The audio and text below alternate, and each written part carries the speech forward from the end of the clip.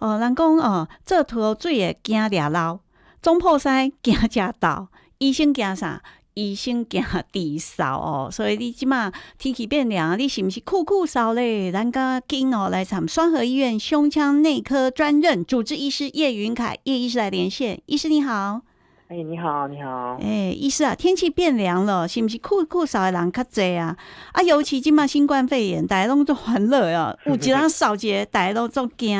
有即句话就是讲，医生惊治少哦，是不是因为少的原因足济？可能是过敏，可能感冒，可能是肺炎，可能是 COVID-19 所以请问医生，引起慢性咳嗽的原因是啥物？一开始有一些是脑神经相关的，像小孩子，有些人是妥瑞氏症，然后他想要引起别人关注的时候，可能就会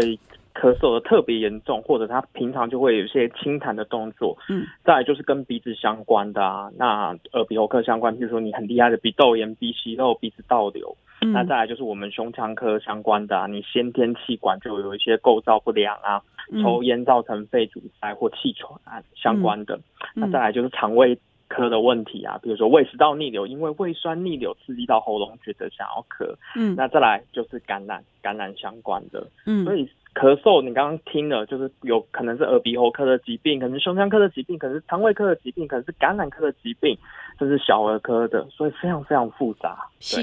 所以讲医生当真正惊治扫，你应该袂惊啦，你的病人拢是扫来扫去的，当然。这内底你讲这个胃食道逆流啊，大家知影啊，困醒的时候感觉脑出呆好像灼热感，对不对？对。但是即摆上惊的是迄款你嘛看袂出安怎，伊就是一直扫，一直扫，一直扫，你是要安怎呢？慢性咳嗽的症状是扫偌久叫慢性呢？因为一开始是这样子我举个例子，你是感染嘛感染一开始不管是细菌病毒，你一定会咳嗽，因为细菌病毒在破坏你的气道，气道受到刺激，所以想要咳嗽嘛。但是有些人很困扰，为什么他感冒都好了，为什么还继续咳嗽因为那时候你的身体在修补你的气管。修补这件事情对气管来讲也是一个刺激啊，气管就像含羞草一样你不管是怎样，只要动到它，它就觉得它被刺激就会咳嗽所以通常咳嗽大概1-2周会好，但是有一些人因修补的时候比较久，它可以拖一个尾巴，拖到大概8周左右，差不多2个月。但是超过2个月以上的咳嗽，多少都是有一些比较复杂的问题，这样子。所以时间是用2个月来算，对不对？差不多那所以2个月之后，我就要怀疑说，我可能不一定只是酷酷少而已，我可能会是什么重病吗？对，那会有什么重病呢？其实也不是什么重病啊，应该是说有一些慢性疾病举个例子，有些人是鼻子他是有鼻涕倒流的问题，那他根本就不知道所以他可能去吃了一些止咳药，但是都没有用，因为他根本原因没有去解决。譬如说有些人是气喘，他是对譬如尘螨啊、家里的宠物啊过敏，那他没有针对这方面去治疗，当然这个东西就不会好嘛，对不对？那有些人是胃食道逆流，那这个问题他也没有去改善，然后这个咳嗽可能就会拖非常非常非常久啦，大概是这样子。对。那有的长辈三不五时伊的扫一清痰那个公哥嘛是公就叫他去吃那个什么粉呢但是有人讲这是老人咳老人的扫长辈真的比较容易咳出生的痰吗？这跟气管功能退化有没有关系呢？其实多少有点关系啦。第一件事情是像比较年轻的人大概都不会有这个问题，为什么？第一件事情是年轻人他的活动力高所以它的痰液那些正常的分泌物，它不会有凝结成块的机会，因为你走路它就被散掉啦，对不对？所以它比较容易用它根本就没有察觉的事情就咳出来，它可能吸的就像口水一样，它可能很轻易的痰出来咳出来，他可能都没有意识到那个东西是痰那老人家第一个他活动力下降他可能整天坐着看电视啊，或者根本就是躺着那在这种情况下，根据地心引力嘛，那些分泌物它就很容易凝结成块所以他咳，他就会有咳出来的感觉再来就是如果你的气管它是有退化的退化的气管它比较敏感，所以它可能会有一些分泌物稍微比较多的情况，所以老年人第一个活动力下降，第二个气管就算是没有抽烟、喝酒、吃槟榔这一些它也是比较容易，因为退化的关系比较敏感，所以它分泌物会多，这样子的原因。对，所以它是我们叫它老人咳，其实只是因为年纪大了，不是因为老人就容易有很多痰啊，是不是？大概是这样的意思，没有错但是咳嗽比较重要的第一件事情是时间嘛，我们知道超过2个月就有问题啦。另外一个大概就是痰的颜色，因为正常如果你咳的是那种粘稠的透明痰，大概都没有关系那个就是比较粘稠一点，可能你水分喝多一点甚至用一些化痰药，那个没有什么大碍。比较担心的第一个是黄痰，黄色的痰是甚至绿色的，黄色绿色，你临床上有看过吗？深绿色吗？有，它就是它的绿色跟我们想象的不一样通常是黄中带绿，对，就它咳出来的时候，你会发现大部分应该是黄色，但是有一部分是绿色，清楚菇菜、韭菜那个颜色吗？哎呀，蛮吓人的。再淡一点没有到深黄、深绿色那么重是草绿色了，那还是很吓人啊。对啊，很吓人啊。所以黄痰甚至绿痰这些大部分都是跟细菌感染搏斗后的产物，那个就跟正常的那些比较多的那种分泌物有点没有关系，甚至有些人他会有一些鲜血，就所谓的咳血痰所以如果你是咳出是所谓的比较粘稠但是还是白稀的白稠的痰，那这个我们有时候认为可以暂时再观察一下会不会是水分你喝的比较少啊，你最近的活动力比较低啊，大概是这样的原因但是如果是黄痰或者是绿痰这可能多少跟感染有关，感染比如细菌感染、病毒感染都是有关的。因为那个黄色、绿色有一部分其实就是我们身上的一些白血球啊，他们战败后的一些尸体啊，免疫细胞的一些尸体，那就是黄痰和绿痰是我们是，对，我们曾经说过一个网络谣言，后来证实是谣言啊，就是说有人咳出了一整个像一个树珊瑚树这样红色的痰，不会吧？不会有这种吧？这个真的是这个是有上过高分期刊的，是在美国 NJN 上过期刊，是确实有这件事情，他是真的用咳的方式咳出一个支气管的样子，好可怕，然后是红色的，对，没有错啊，对，那个就是出血嘛。那出血我们最怕，当然有很多原因，但是其中一个要担心的就是肿瘤，就是所谓的肺癌，因为知道癌症它就是无止境的生长，然后它会去抢人家很多鲜血供应，所以它很容易出血。所以通常真的有这样子像树枝状的、像血色般的痰其实不少见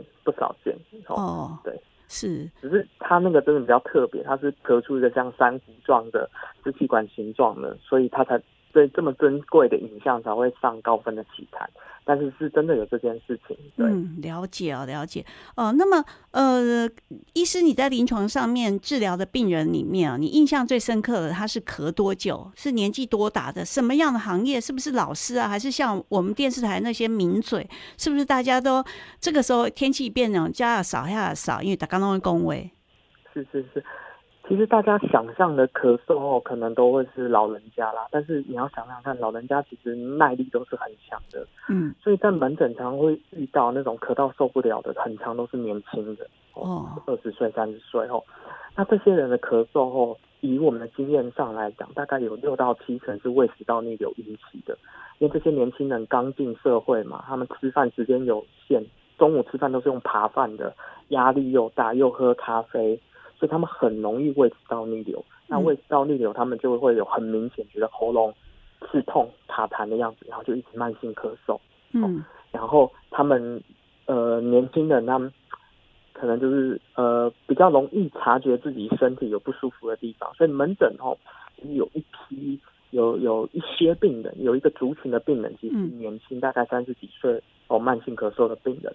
大部分都跟胃食道逆流有一点关系。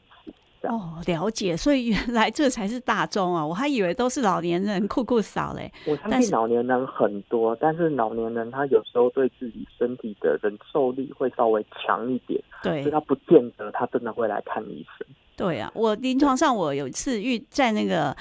药房就遇到那个药剂师苦口婆心叫那个老你买个啉吗？医师你知道啊，他就是吃我知道咳嗽糖浆，他每天都要给他喝。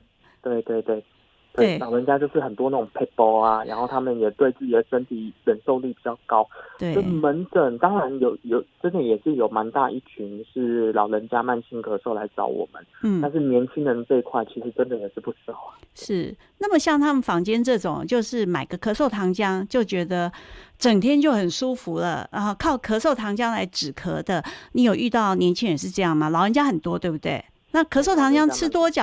是不行呢？因为咳嗽糖浆，我们讲真的是那种药到病除的咳嗽糖浆哦，大部分里面都会有一个成分是叫可待因。对，那可待因这个成分基本上跟吗啡有一点点类似，它是真的进入你的中枢去影响你咳嗽的反应。所以理论上这个药就基转来讲是绝对有效的，因为它就是直接影响你的脑神经系统，让那个咳嗽的反应，或者你甚至要讲反射，它被我们阻断后。但是这个东西第一件事情啊，药用久了身体都会疲乏，还有它就是去阻断这件事情，它根本就没有改变你咳嗽的根本，所以你只要不用或用比较少，或者这个药你对它已经厌倦你对它已经慢慢的没什么反应了，你咳嗽症状又会再来。所以这个真的就是我们说的啦，就是治标不治本的一个东西。对，那你遇到过这种老人家吃最多的咳嗽糖浆是到达什么样的分量？他们因为通常咳嗽糖浆我看过，大概就是有一个月大概会喝个6罐10罐的，一个月6罐。对，因为他们觉得非常有效。那还好啊，我看到的是每天喝的，3餐喝的，那真的是很恐怖。这已经蛮多的，因为那个是可待因成分的，所以理论上你一次大概喝个3到5cc，应该就要有一点效果了。所以一个月喝个6罐10罐，基本上已经算是不少。了解，是真的很恐怖哦。所以像冬天跟晚上，常听到很多人就是咳嗽咳到断气了。那什么方法可以缓咳呢？那每次大家教我们的就是，因为我们做广播嘛，也都是用声带过头，所以都是吞一个甜，就是吞一点温水到喉咙，这有效吗？那我以前认识一个主持人，他每次上节目前一定要吃那一家中药很贵的那种加了生药粉的枇杷膏，他说这些永远能治咳，真的吗？应该是这样跟你讲，然后你要看他咳嗽的原因是什么。通常会跟时间有关的，通常不是敏感就是过敏。那敏感跟过敏是不一样的意思。敏感就像是有一些人他可以吃辣，他觉得辣很棒，那有些人只要吃到一点点辣他就会受不了。这通常是温度。有些人对冷空气他就是会比较敏感。那敏感比较麻烦，因为敏感不是病，所以你没办法吃一颗药就让他不敏感。那有些人他脖子只要受风寒，只要冷风一吹他就咳不完了，甚至喝冰水喝下去他就开始咳了。这种比较麻烦，因为它是体质上他对冰的东西比较敏感，你喝冰的东西食道温度改变了，它就会去影响你气管的温度，那气管的温度一改变它就敏感就来了。像这种你就有一个方法，就是避免它。那这时候如果你喝一个相反，你喝一个温开水把气管保持着温温的因为食道会影响那边的温度嘛多少，如果你是真的是这个镜头的话，多少会有一点帮助。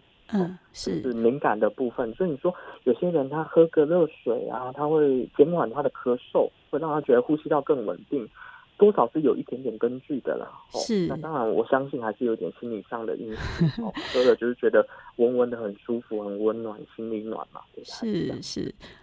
我们以前每个人手上都有一个绝招，那就是各种最厉害的喉糖。但总觉得喉糖吃久了还是会觉得很恐怖的。那么如果没有重大疾病的前提之下，我要如何强化我们的支气管呢？没有任何重大疾病要强化支气管，通常我们不会讲强化支气管，我们应该会讲强化肺功能。肺功能。对，因为气管就是一个路径嘛，就像不会有人说我想要强化我的食道力量，不会嘛。没啊，东西哪有痒的这个样子，所以不会想到是肺啊。对，所以第一件事情如果在气管好的情况下想要增进这些东西，我们医生唯一的建议大概就是多运动尤其是那一种缓慢但长久的运动，像散步啊这一种因为你要让肺部运动，你不需要去做那种让心率跳到140、150以上的运动，你就做那种缓慢又持久，就像散步这种运动多做然后整个呼吸道的能力就会提升。是，所以反而是做运动，不是吃什么东西，也不是吃什么枇杷膏啊、什么散啊，对不对？用吃的比较简单，所以其实一般大家都会希望有什么东西吃下去，我就会变得更好。对，因为吃的比较简单嘛，但是实际上相反就是吃的东西。对我们身体影响其实没有那么强烈啦，尤其是你是讲食物的话，你讲药物可能意义又不一样。你讲食物的话，那里面对你身体对气管那种影响基本上都是不大啦，对，像这种天气，我们都每次很多菜都说是温肺滋补就原来是要多运动。今天真的非常谢谢双和医院胸腔内科专任主治医师叶云凯叶医师的连线，谢谢医师。来欣赏这首歌曲是李子恒所唱的《酷酷嫂》，拜拜。